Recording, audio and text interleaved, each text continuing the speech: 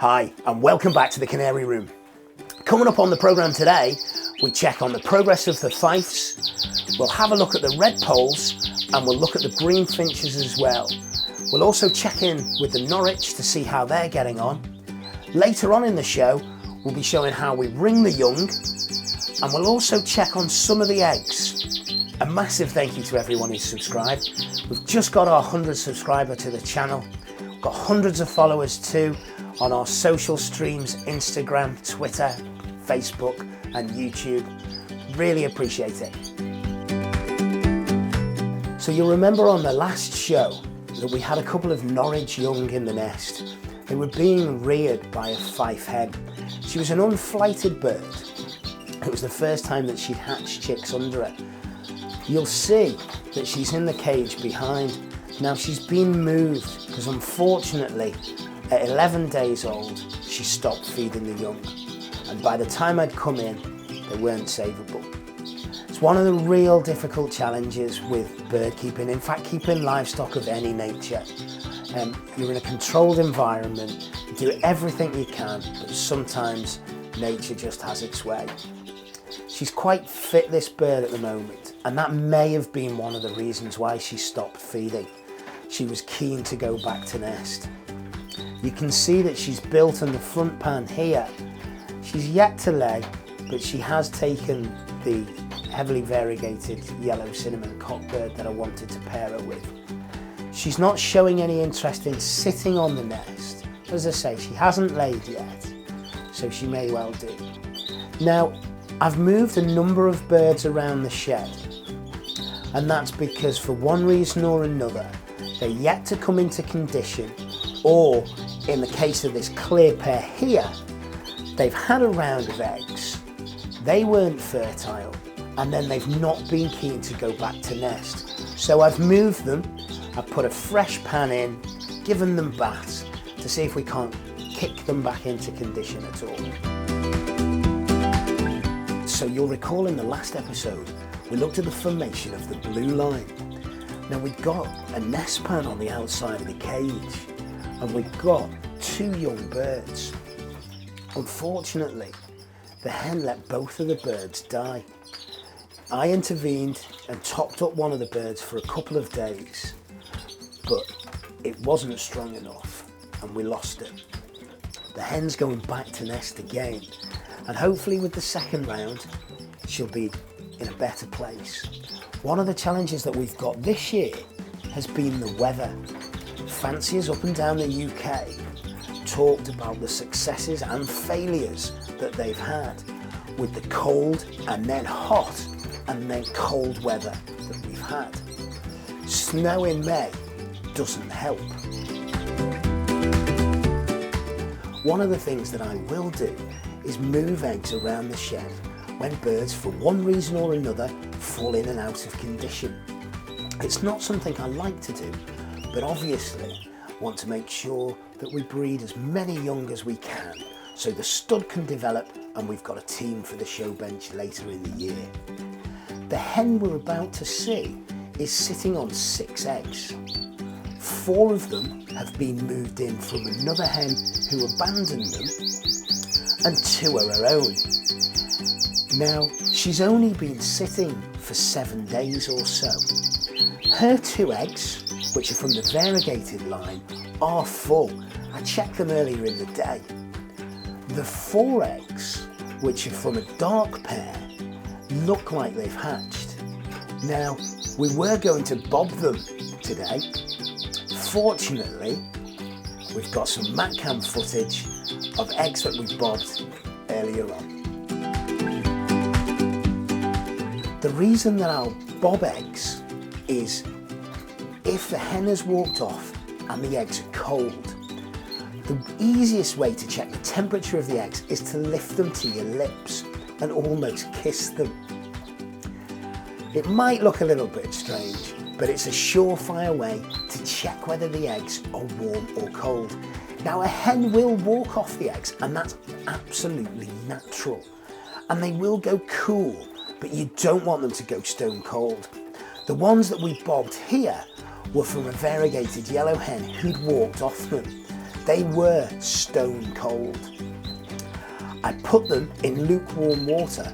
It's really important that the water's not too hot, and you'll see that the eggs start to move, indicating that the chicks inside them are still alive. I set these eggs back under another hen, and they hatched a few days later. So this hen's on 6 eggs. 4 aren't hers, they're from the dark line, and 2 are. As I say, they were set a week apart. It looks like some of them are hatched. Let's have a little look and see how many new additions to the canary room we've got. You can see we've actually caught this bird still hatching. It's halfway out of the egg. It's just pushing the egg underneath. I'm gonna pop this back in quickly because the hen will help it and then discard the rest of the egg. So 1 out so far. You can see there's another couple in there to hatch. The other hen in the blue line was a heavily variegated blue. You'll remember we bought her in from Ireland. In the first round I paired blue to blue.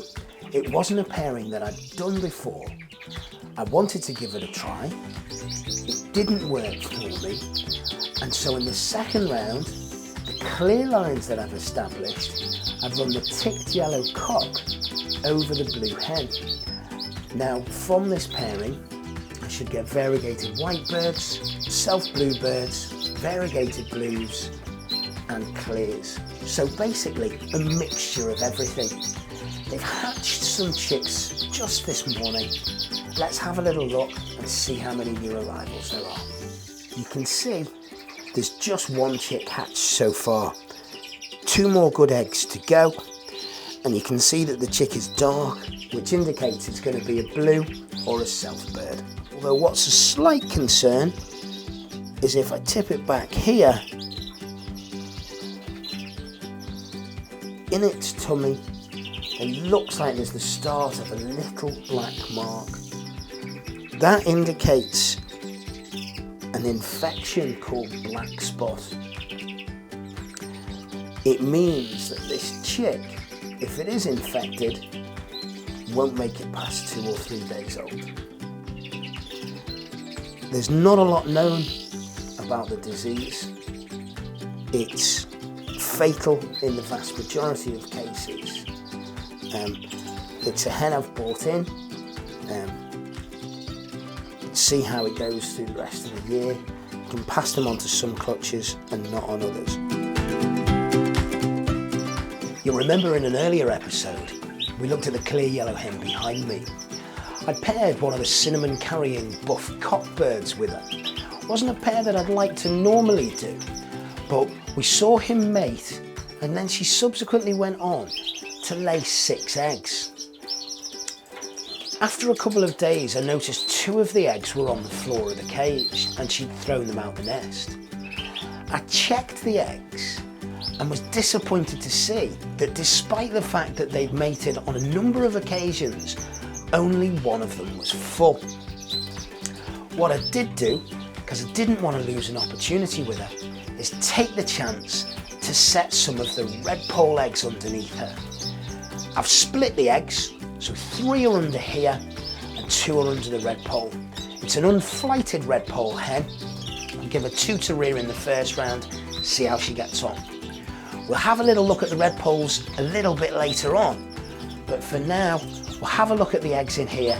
And one of the things that you'll notice, and when I got a Norwich egg up as well, is the difference in the size of the 3 different types of eggs. So 3 of the different species of birds that we keep in the canary room are currently laying. You can see we've got 3 of their eggs here, all similar in colour, but very, very different in size. At the front here, we've got a Norwich egg, which is obviously the biggest breed and the biggest egg. We've got a Fife egg next to it, and then closest to me, just at the back, we've got a little red pole egg. So the cinnamon line is in year 3. We've seen the blue and the clear lines, which are in their first years. The cinnamon this year, I'm hoping to do well on the bench with the young. We're seeing now the cinnamon buff hen, who's feeding 3 young in the nest. 2 of those young are hers, and another is from a variegated pair. One of the young is a visual cinnamon bird, and I can tell that because it's got red eyes. We'll see in a minute a green buff hen, which is also in the cinnamon line, which has been paired to the cinnamon carrying yellow cock, and she's now sat on 6 eggs. The cinnamon yellow birds, you'll remember, have been late coming into condition. I've moved one of the variegated cinnamon yellow hens to another cage. It seems all too coincidental that the cinnamon yellow hens are all on the same row and not one of them yet has gone to nest. So by moving them around the shed, I'm hoping to kick-start them into condition. And I'm doing that with some vitamins in the water too, and a special seed mix, which we'll see now. In here is a mixture of wild seed mix, conditioned seed, and blue moor. And you can see that there's an oily texture to it, and that's because it's got a breeding aid solution and calcivit soaked in it as well. And hopefully this will just give the birds that little bit of additional oomph that they need and get them into condition. This is the priority pair in the variegated line. We'll catch the hen up in a moment. She's built a nest and we'll check to see if she's ready to lay. So this little yellow hen here that we've just caught up is one of the really important birds in the variegated line. She's already laid a nest of 4 in her first round, and 2 of those hatched, but they hatched under the cinnamon buff hen, and one of them is still being fed. The other one fortunately died at a couple of days old. She's built a lovely nest. I'm going to check now to see if she's going to lay. So keeping hold of her tightly, I'll flip her over, and if you can see, gentle hold there. If I blow,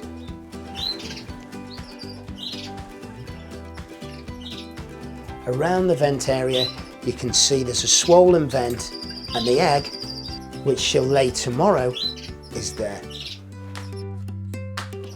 One of the keys to bird keeping, and I have to remind myself of this occasionally, is patience. And there's so many things beyond our control.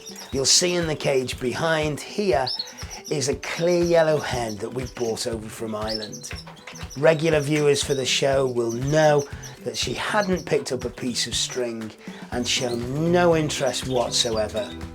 Not only has she built a nest now, she has been mated with the cockbird that I wanted to go with, and hopefully in the next day or so she'll lay. And it just goes to prove, with a little bit of patience, you'll get there in the end. You see, we're making steady, if unspectacular, progress with the fife birds. We'll be back a little bit later in the show as we ring the young that are away. We'll have a quick look now at the Norwich. Now, I was running a trio of Norwich and I had a spare dark buff cock. I've now got them as 2 pairs, see in the cage behind me here and just over the other side. We'll have a quick look at those in a minute, and I'm pleased to say that they've built up and both hens have laid 3 eggs. I won't set them under Norwich. I've got fifes that are sitting and I'll drop them in each of the fife nests. A pair of exhibition greenfinches here in the canary room. You can see that the cock is picking up and now the hen is too. Taking their time to come into condition. You can see just in the corner there's a house-shaped nest box, so there's quite a lot of protection there, quite a lot of natural cover.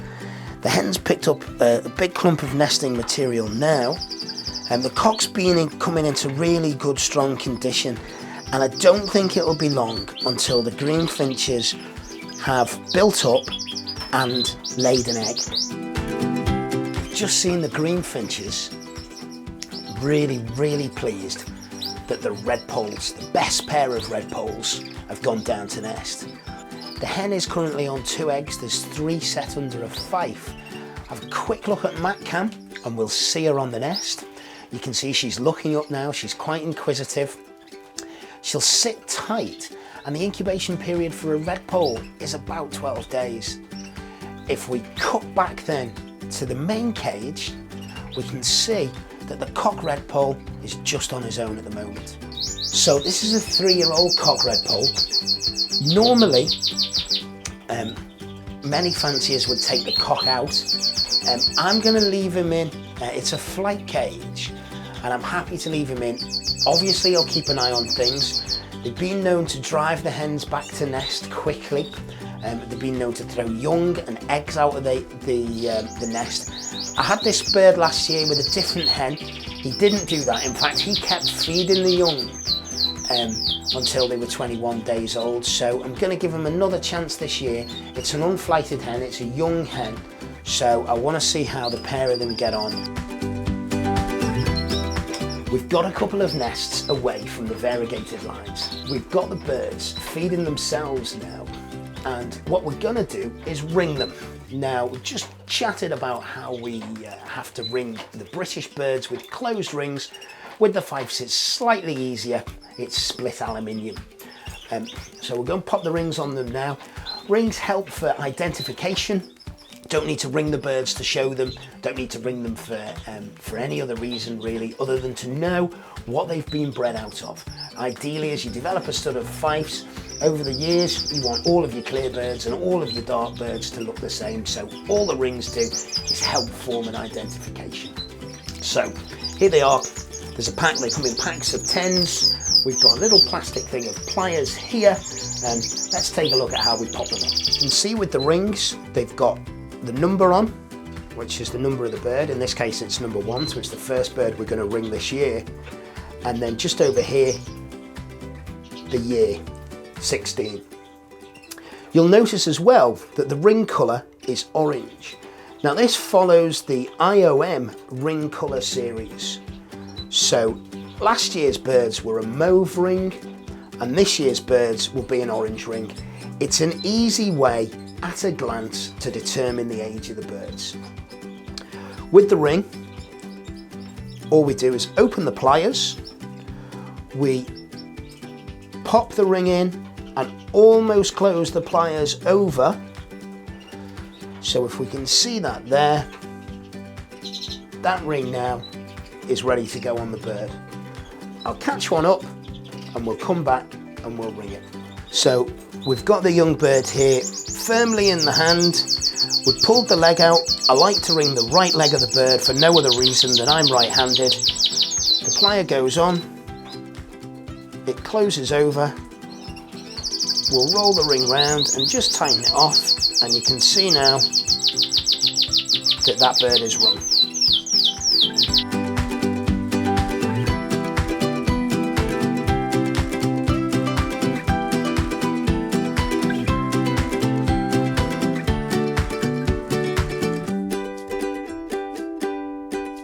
So that's all we've got time for today.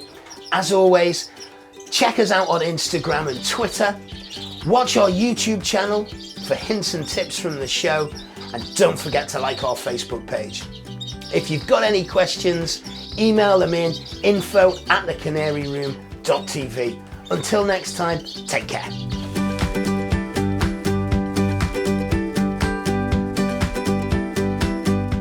We talked earlier on in the show about a lot of stuff, to be honest. It was great.